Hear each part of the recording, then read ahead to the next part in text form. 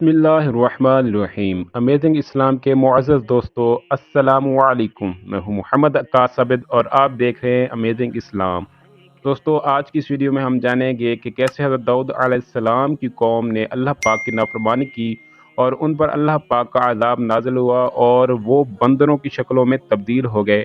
आज की इस वीडियो में हम जानेंगे कि आया वो बंदर आज भी इस दुनिया में मौजूद हैं, उन बंदरों का क्या अंजाम हुआ और ये वाक़या कैसे और कब पेश आया। तो दोस्तों, अगर आप हमारे चैनल पर नए हैं तो हमारे चैनल को सब्सक्राइब कर दीजिए और बेल के बटन को प्रेस कर दीजिए।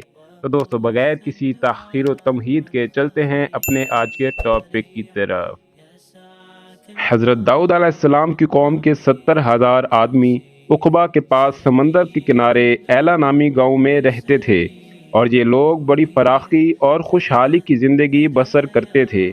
अल्लाह ताला ने उन लोगों का इस तरह इम्तिहान लिया कि सनेचर के दिन मछली का शिकार उन लोगों पर हराम फरमा दिया और हफ्ते के बाकी दिनों में शिकार हलाल फरमा दिया, मगर इस तरह उन लोगों को आजमाइश में मुब्तला फरमा दिया कि सनेचर के दिन बेशुमार मछलियां आती थीं और दूसरे दिनों में नहीं आती थीं।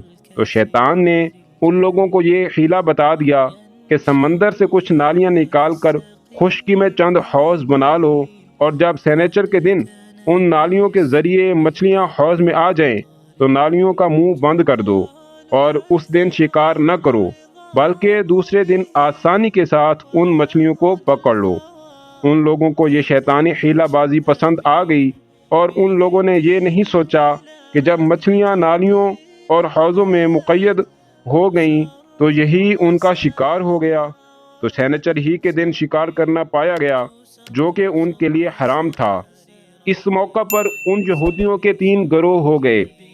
कुछ लोग ऐसे थे जो शिकार के इस शैतानी हीला से मना करते रहे और नाराज व बेजार होकर शिकार से बाज रहे, और कुछ लोग इस काम को दिल से बुरा जानकर खामोश रहे, दूसरों को मना ना करते थे बल्कि मना करने वालों से ये कहते थे कि तुम लोग ऐसी कौम को क्यों नसीहत करते हो जिन्हें अल्लाह ताला हलाक करने वाला या सख्त सज़ा देने वाला है।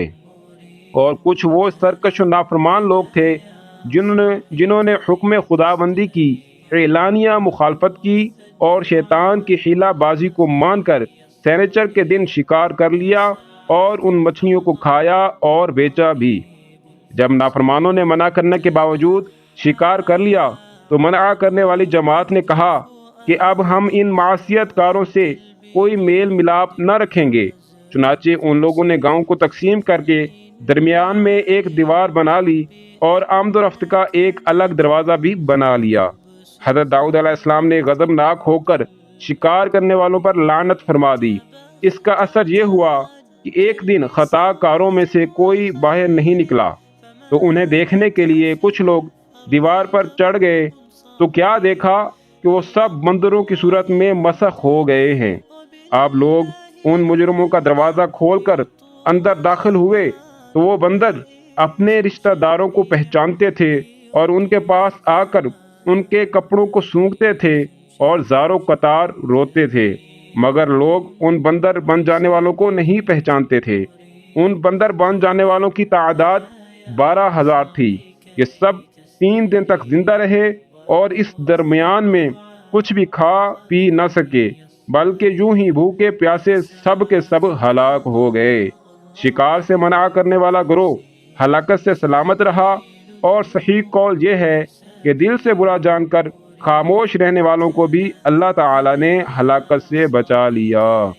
सहाबे इला के इस दिल दहला देने वाले वाक़या में हर मुसलमान के लिए बहुत बड़ी इबरतों और नसीहतों का सामान है। काश इस वाक़या से मुसलमानों के क़ुलूब में खौफ खुदाबंदी की लहर पैदा हो जाए और वो अल्लाह और रसूल की नाफरमानियों की पगडंडियों में भटकने से मुंह मोड़कर सिराते मुस्तकीम की शाहराह पर चल पड़ें और दोनों जहानों की सरबुलंदियों से सरफराज होकर एजाज़ व इकराम की सल्तनत के ताजदार बन जाएं।